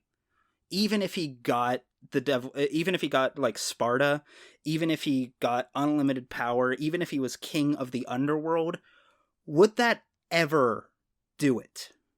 And the answer is probably not. Because it's an active choice. You have to, power is a choice. And he has to choose to accept that he has enough. And he's never going to do that up until that final scene. Yeah, no, I 100% agree with that. I was also going to say, I love the lead up to that, like the final three missions of this game are like the clincher, I guess I'd say. Because when you get that final moment where you get Dante finally being like, Virgil's your father. Ooh, that's such a chill moment. Yeah, and then you also get some... like, just chills down the spine. Unfortunately, like, I will say this, and I think Sue might agree, we don't get enough of Lady. Like, Lady and Trish don't get a lot to do in this game, and that's kind of a bummer. Yeah. But the one I moment Lady does agree. get that's really great, and it's such a moment for the fans too, that, like, if you're new to the series, you won't get it, is when Nero's kind of having his little freak out in the van as they're leaving, and he's just like so frustrated and so angry about all of it. And then Lady says something along the lines of, like, you can never get over killing your father. That's not something you can get over. Yeah. He might not know what that means, like, for her, but it's like a really nice moment where it's like she still herself has those lingering pains from 3, and it's like, oh, that's such a nice little moment. And there's also that stuff in the gallery of Morrison, like, trying to figure out, and she only tells him once when, like, blackout drunk, and, like, it's very clear that she's got, like, legit PTSD over it. It's so good. It's so very good. It's very good. Like, I wish she'd had more screen time, but, like, I like the character development she did get. Yeah. Yeah, totally. And also a nice little moment that is a little bit earlier is when Trish is talking to V, and she says something along the lines of, like, I'm not your mom. And it's like, once you get the reveal of who V is, it's but like, you look like her. That's such a nice little, like, I don't think she knew what that meant, but that's a nice little, like, foreshadowing moment. You kind of look like her, and V knows he's part Virgil, so he probably reacted a little weirdly to that. So I was like, oh, that's cool. Yeah. I do want to mention with the last 3 missions, I think I've said this to both of you. I love that the last 3 missions are all kind of homages to previous games, like isolated, because 18 is explicitly above all of them a homage to Devil May Cry 1, and then 19 is 3, and then 20 is 4. Because in 3, it's this big... they're referencing a lot of Devil May Cry 1 in that one mission. Because that's where you get the boss fight with all of V's summons, because now V's summons are still there, but they don't really have an owner anymore. Dude, and I love that. It blew my mind to hear the original boss tracks remixed in like a dynamic way. Oh, it was so cool. And it was so good. It was so good when good. like you kind of turn that corner and you just see them standing there. Like they just kind of look sad. Like they don't know where their owner went, and they're just kind of like standing around like, oh, okay. And they're like, hey, you're Dante. We're going to fight you because fuck you.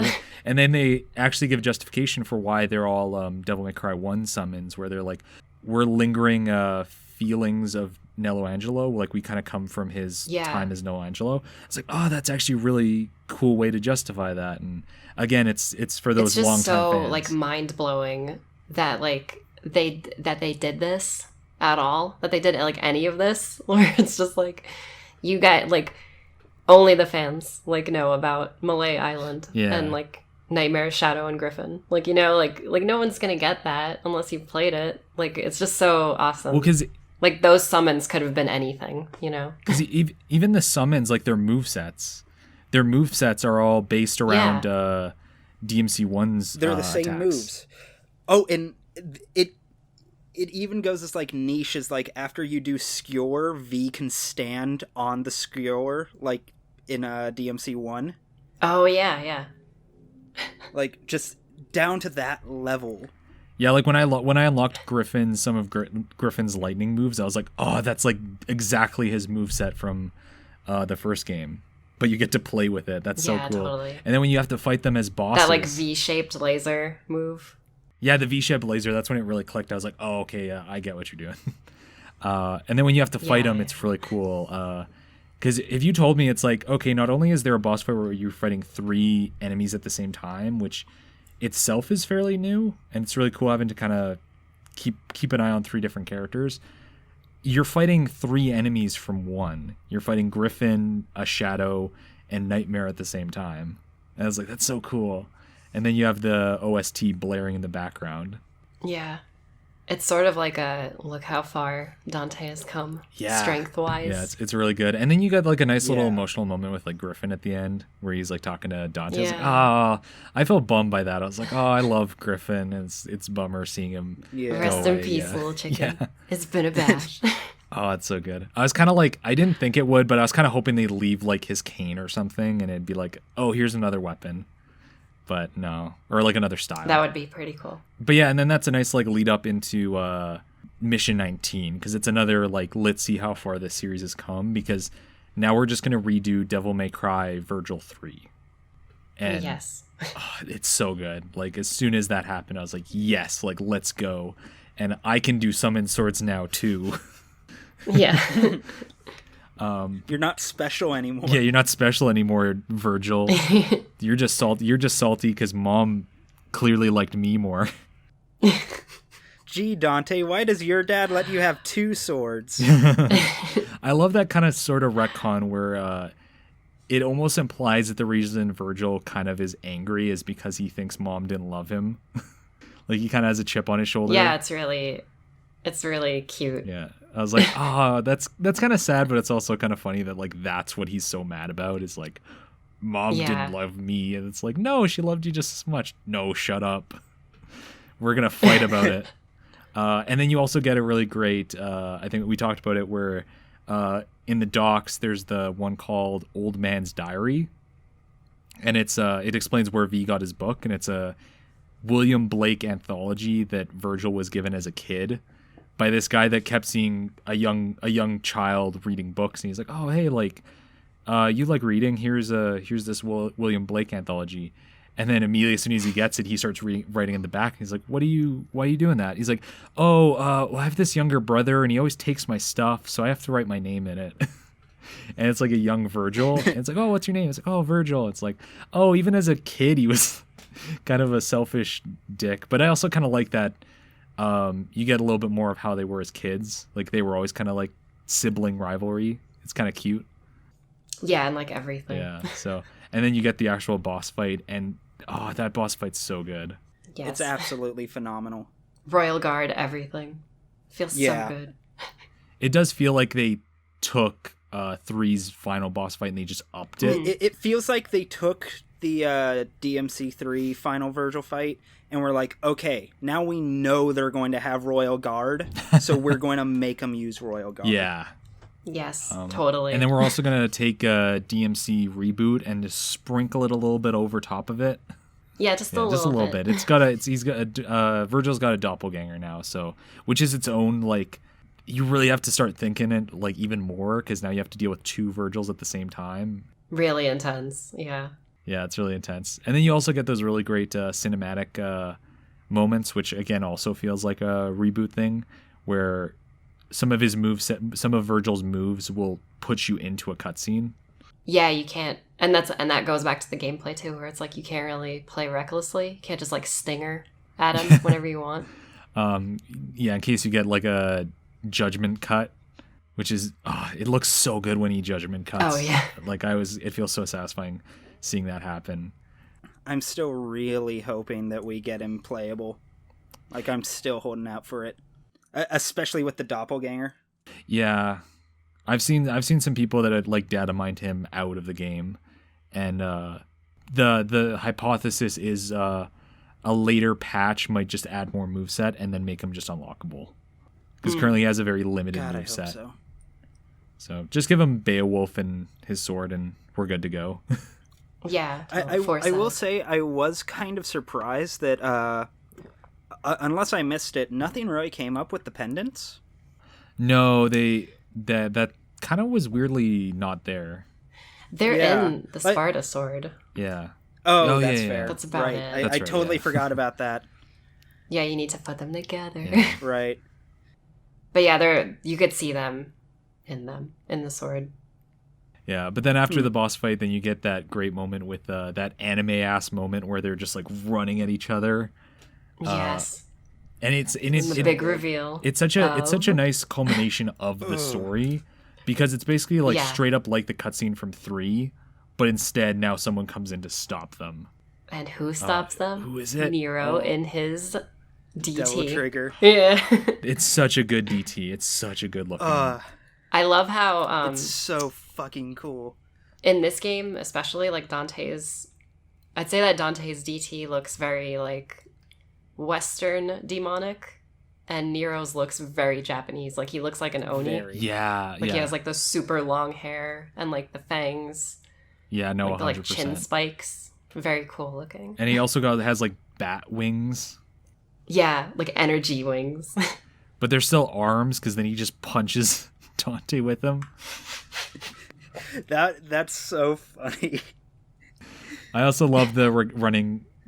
I guess not running gag, but the running thing of like dead weight, and Nero's so salty about that comment. He was so salty. Because he brings it up like twice.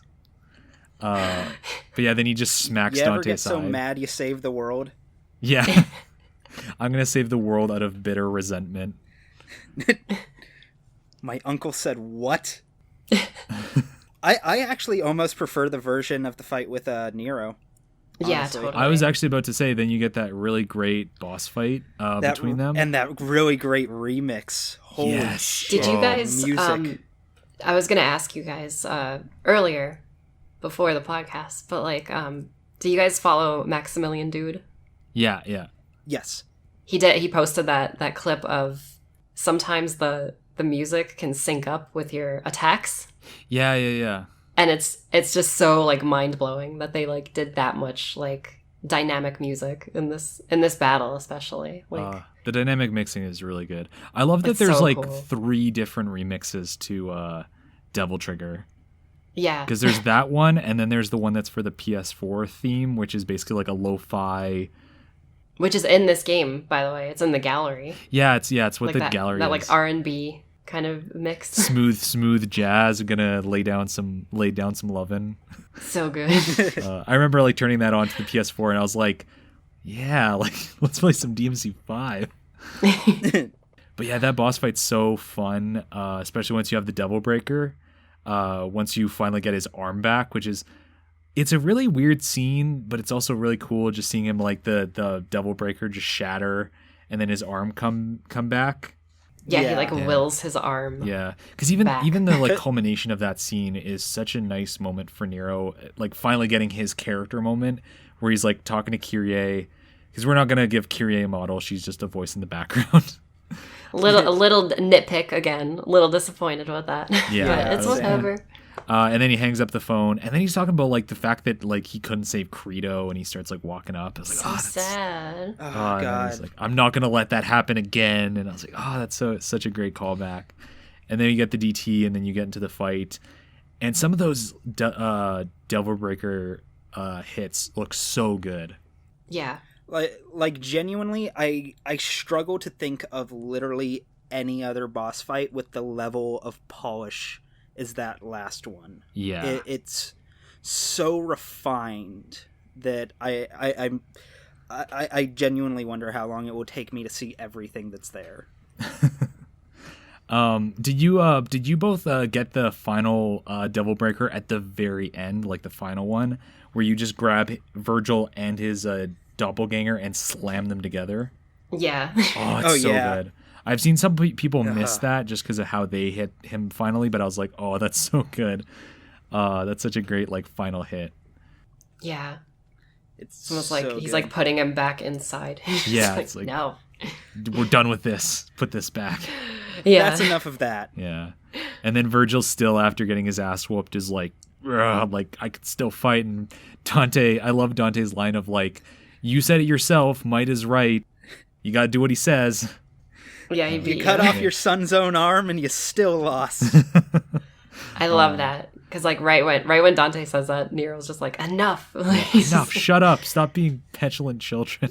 Yeah.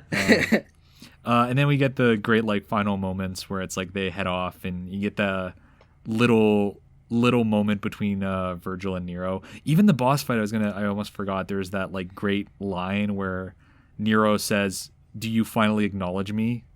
And then what does Virgil say? Power or existence? He's like, both, you asshole. Yeah, it's so intense. But yeah, how did you guys feel about the send-off? Because this feels like kind of like this is the end of the Sons of Sparta storyline, it feels like. How do you guys feel about that as like we're ending Dante's chapter? I'm pretty cozy with it because I feel like them flat out dying. First off, I want them to be able to return in some capacity at some point. But like, I'd much rather take this over them dying. The idea of them in hell just killing demons together for the hell of it. And it seems like they're like friends now, like more friendly with each other. At the very least, they begrudge each other and have a shared goal. Yeah. They're brothers now. They're fully just like we still have that rivalry, but we're friendly. Yeah, like when at the start of that scene where Virgil's like, I could handle this on my own, and Dante's just like, well, you're gonna need someone to look out for you. Oh, it's that's just cute. like they love each other. Yeah, and that final cut scene where it's like, don't say it, jackpot. And it's like, yeah, yes, I was like, I love it. God, they're just so great great together. Yeah.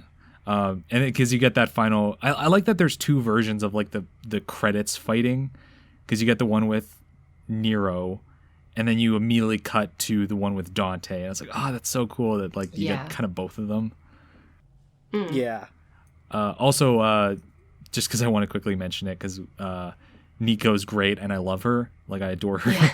I love that she makes fun of the whole. Anytime we need to end the game, we need to mention Devils May Cry. So she kind of like jokes about it. I was like, oh, that's funny.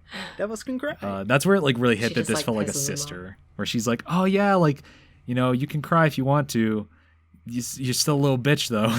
yeah. She's like, and she's like, Devils May, and then she's like, no, don't say it. Shut up. I was like, oh, that's Devil's funny. Cry. That feels like such a nice. Don't say cry self-acknowledgement. again. Then he picks up the phone. Devil May Cry. Fuck. It's like, oh, I got a big surprise for you. Yeah, he does. That's so great. I adore that cutscene. But Yeah. I like this totally. game's So like good. to kind of like I guess end on it because we could probably gush forever. Yeah, definitely. It feels so satisfying getting this game after 10 years. People will kind of be like, oh, reboot, but whatever. It feels so satisfying, like getting this after waiting for so long, because it could have been just disappointing. I think that's what everybody's fear was, Yeah, totally. because that long of a wait can always be a disappointment. And to Yeah. be fair, like that's usually how it happens. Yeah. Too, with like most games that have insanely long development times, they're either very disappointing or forgettable. And this is neither of those. It's gonna probably be one of the best games ever made. It is very comparable to. It's funny because they came out around the same time as RE2 remake and Kingdom Hearts 2, which had the same level of like people have been waiting forever for this, Yeah, and it could be the totally. best thing ever, or kind of a disappointment. And everybody seems to be very happy with RE2 remake, despite some Which changes. is very good for Oh, Capcom. yeah, Capcom is back. Capgod is Yeah. back.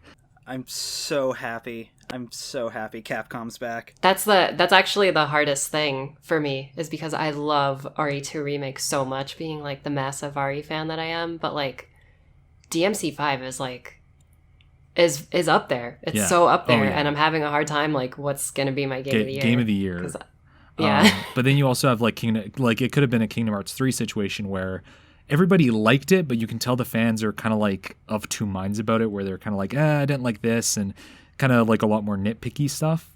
Yeah, there's a lot to like and a lot to dislike about Yeah, that whereas game. 5, there is some nitpicky stuff, and everybody kind of has their things that they would have liked to see. But as a whole, as a very general whole, everybody adores it. It's just like, oh, it's a 9.5. I just would have liked to seen this and this, and Yeah, this tiny little thing. that kind of comes with waiting 10 years for a game. Like everybody's been playing 4 for the last 10 years waiting for a sequel, so it's built up expectations, but I think they delivered on all fronts. Like I have no genuine complaints. Same. I have one genuine kind of big complaint that I'm sure will be rectified at some point. But dear God, it needs a turbo mode. Yeah. It needs a turbo mode very badly. I think 'Cause that I will have been- happen at some point. Yeah, there's no doubt in my mind it will happen. It's just, like, for me, I haven't not played Devil May Cry with turbo mode on, like, in, like, over a decade. So, like, it please add turbo mode. I'm begging you, please. Like, please. I want it in my life very badly. I think that's kind of a great kind of note to, wrap up on. Is what do you two would like to see both from potential DLC coming out and maybe a sequel? Because ending on at 5, it's kind of like, oh, where could they go from here? Yeah, it's opened up a lot of routes for the story to go down, and we didn't mention, but like the before the like mid-credit scene, I guess, or whatever, Yeah. with Lady and Trish sort of seems like they're potentially leading into a DLC that has been rumored on the internet, which is awesome to hear. We need more of Trish and Lady kind of having that playful, Yeah, not antagonistic. Like it's kind of like a weird. Someone described it as like they're kind of like cheerleaders in high school. They're friends, but there's also a weird like rivalry there. Because that's from Yeah, like totally. that goes all the way back to the anime, where like they kind of had that relationship in the anime too. And then Yeah, in this that one, great they episode. also show that off, and I was like, like we need more of that. That's such a great little dynamic they have. and very quickly, if you think about it from a gameplay standpoint, Dante has both Kalina Anns, so Lady would get a new weapon, and he Yeah. absorbed the Sparta sword, Yeah. so Trish would get a new weapon. Got to give her both of them new move sets. Yeah, exactly. New movesets. Yeah, I would like the. That's what I ladies- wanna see the I would most. like a ladies' night DLC that's been rumored. Yeah, Yeah. no, I really, really want that. I almost want that more than I want Virgil. Yeah, Same. There's a lot of directions they can go with DLC, because I imagine they'll possibly patch in like a turbo mode, and we already know Bloody Palace is coming, so that does kind of open up the possibility for more stuff like that. Because I don't want to wait for a special edition. I'd rather them just give it to Yeah. us. Give me it now. Yeah, just give it to me now. I don't want to wait like a year and a half or 2 years. Just give it to me now, Capcom. Come on, Itsuno. We know you have plans. Itsuno, you follow me. I'm gonna be DMing you. Do you? What about like a sequel as like a final thing? What would you guys like to see, or do you kind of feel that this series do you think this series can finally go without Dante as a playable character? Do you think Nero can finally take a mantle as like the main character and then maybe have other playable characters on the side? After that ending, I kind of absolutely do. I wouldn't want him gone forever, but I think we could get through 6 without him pretty easily. Yeah. Yeah. I think we would need a agree. character like Dante, because I do like his moveset, but I think it could be like a new character that has a different play style and uses like devil arm sort of deal. And maybe it's Lady, like maybe it could be like a Nero Lady Trish kind of game. Yeah, totally. Or if they, like, if you want to go crazy, like, you could always do, like, a game that takes place 10 years after this one, and it could be, or, like, whatever amount of time, it could be, like, Nero's son, and he finds the devil sword Dante, like... Do a Boruto, Devil May Boruto. I guess. You're not up on the anime lingo? I know what it is, but I'm not familiar with that 100%. Okay. I'm still one of those people that will petulantly scream and cry about I want a MGS3 style game where you play as Sparta. Yes. That's my top of the could be wish very list of good. what a sequel could be, is just like I want to see Sparta awaken to justice. At this point, I would be absolutely here for it. Yeah, because I there's so many directions you could go there. Because you could just like have like a greatest hits of all the bosses, where you just have all the old bosses have like cameos in hell, and they're just buddies with Sparta. That could also allow you to do like almost a soft remake of DMC 1, where you've got a lot of the same enemies and bosses, but like new game. Yeah, and in the RE engine, which, God, that game looks so good. Like, we didn't really talk about it, but this game looks so great. Photorealistic devil triggers. That photo mode looks so good. That photo mode is going to make capturing footage so much easier. I'm so excited.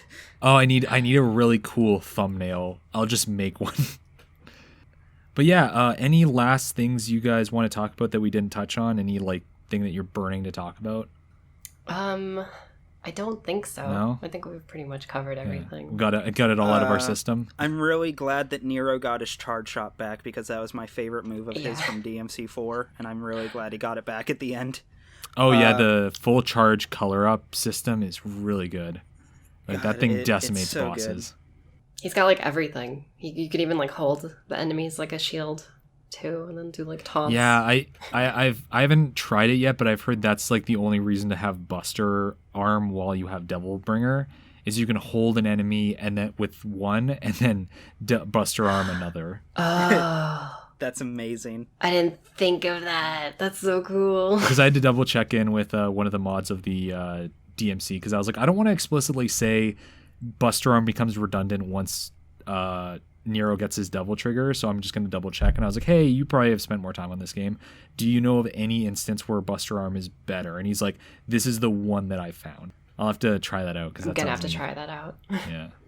But yeah, I'm so happy with this game. Like, I've been just like antsy to talk about this game since like Saturday, because I was so happy. I think I said to both of you, playing it at the end, my cheeks kind of hurt because I was smiling so much. Yeah. Like, this was just like that. Same. Like we were saying earlier, it's like that image from Ratatouille where it's just like that, like, oh my God, this like feels exactly like when I played 3 as a kid, and like that like childlike wonder. I haven't had that in a while with this series. Like there were times where I was playing it with Jade where like we just I'd be going through it, and I would just find myself uncontrollably giggling. Like just the happiness manifested, and I just started giggling and could not stop. Oh yeah, like I had that same feeling like when I started like playing around with like King Cerberus, and I was like, oh my God, this is like the old moveset, but it can do more, and oh, this is so cool. But yeah, I think that's about it. We'll quickly plug your guys' stuff. Sue, where can people find you? So if you just type in The Sphere Hunter to YouTube, you'll find my channel.